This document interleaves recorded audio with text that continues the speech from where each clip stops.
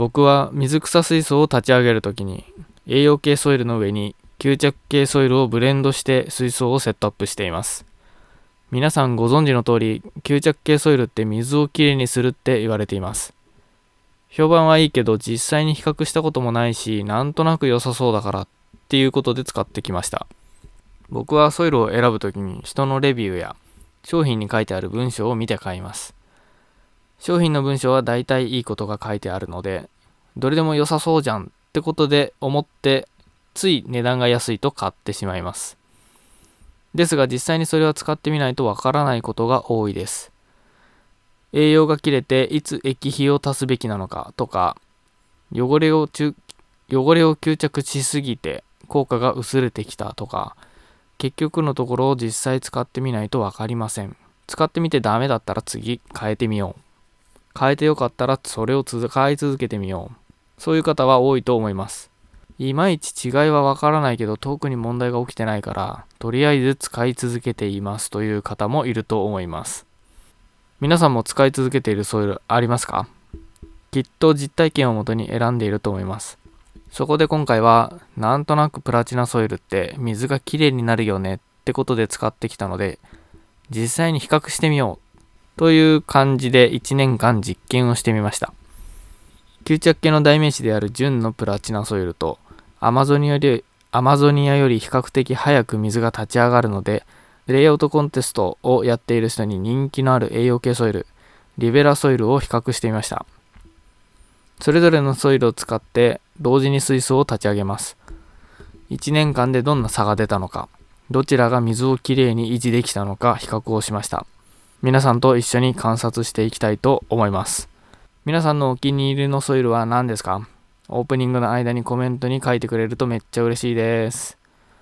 このチャンネルではアクアリウムに役立つコスパのいい製品を紹介しています。グッドボタン、チャンネル登録お願いします。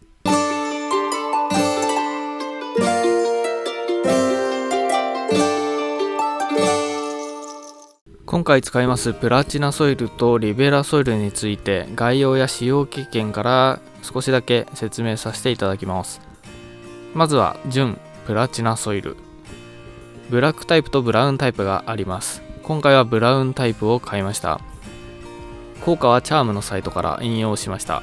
水草や魚に優しい自然の水質調整機能、pH、KH を引き下げ弱酸性の軟水環境を作る、流木などから出る色素を強力吸収、透明度の高い水を長時間維持する、水の立ち上がりを早め、ろ過バクテリア増殖びっくりということです。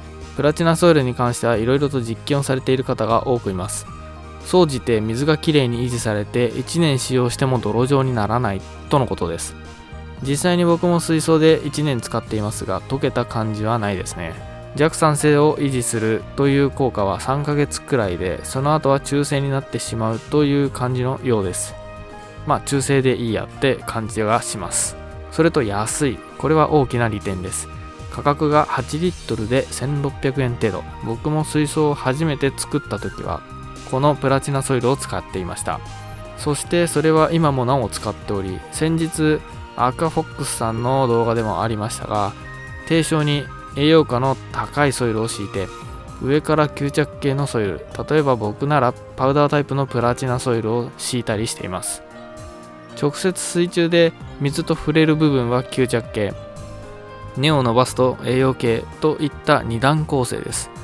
最初の立ち上げから3ヶ月くらいの間に水草は根をぐんぐん伸ばしてトリミングも2回程度終わっている頃でしょうから、その頃には苔の生えづらい水草がガンガン育っている環境に仕上がっています。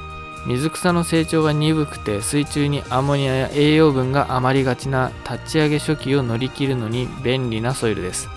ディルフィスリベラソイルです。ディルフィスは販売している会社の名前です。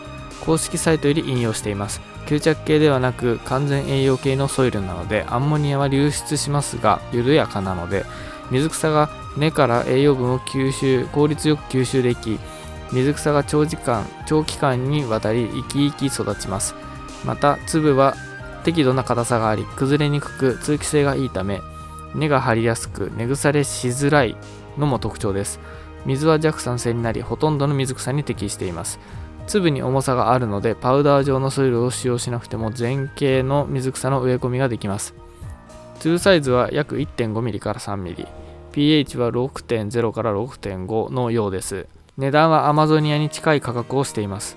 水草レイアウトコンテストの中では愛用者も多く、1年くらいレイアウトを維持するのにはとても適しているそうです。アマゾニアよりも立ち上がりが早く水がきれいになりますという話を聞きます。値段はネットだとだいたい9リットルで送料込み3600円。まあ安くはないソイルです。これら2種類で水槽を立ち上げ、1年後どうなったか比較しました。水槽の条件はこちらです。まずは水槽、ジェックスグラスティリア BZ 25センチ、ろ過剤ジェックススリムフィルター S、 炉材エイハイムサブストラットプロ、照明シヒロス WRGB2 出力 30%、 8時間点灯。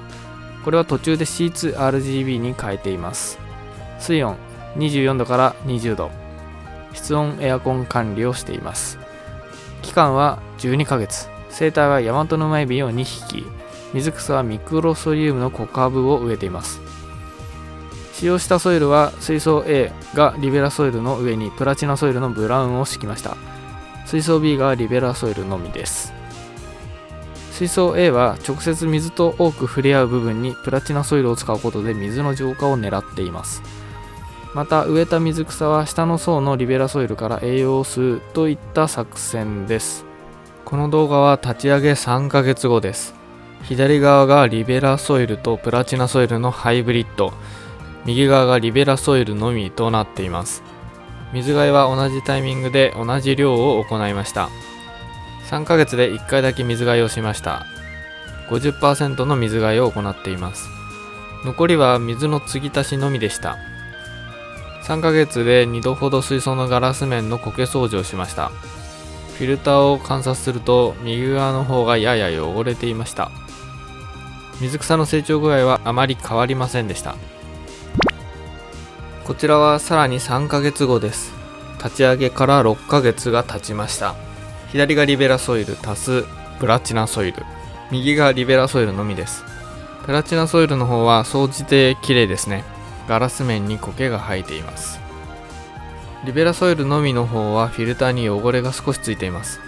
パッと見綺麗ですが、ソイルの上に小さなゴミがたくさん付着しています。フィルターはプラチナソイルの方が綺麗でした。水質の確認です。テトラ 6-in-1 を使いました。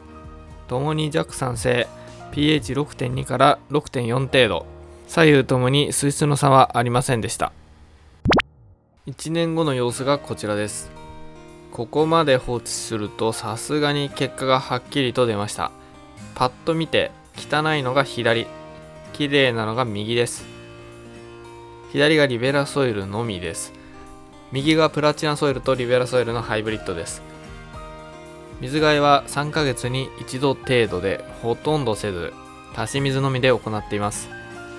大規模な掃除はしていません。フィルターの清掃は1年で2度行いました。詳しく言いますと、左のリベラソイルが2回、右のプラチナソイル添えが1回です。リベラソイルの方がフィルターに粉塵が溜まりやすかったです。そろそろもう一度掃除をしようかと思っていたところで撮影をしました。結果として吸着型ソイルの方が水槽全体としてきれいに保てました。特にフィルターについた汚れや苔はリベラソイルの方が多かったです。ここはやはり余った栄養成分が水中に拡散し、苔が繁殖したといった感じでしょう。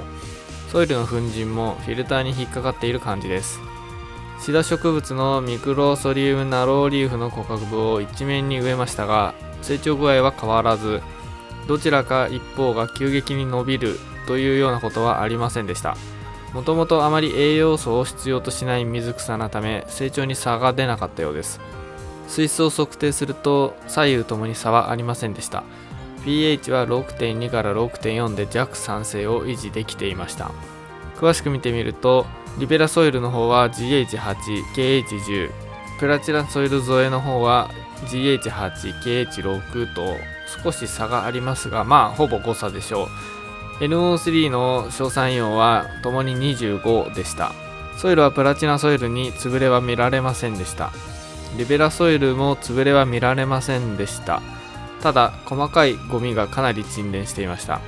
通常はこういった維持をせず、週1回の水替えや低床の掃除、ガラス面の掃除などを行って管理します。なのでこういうようにほとんど放置水槽で管理することもないと思います。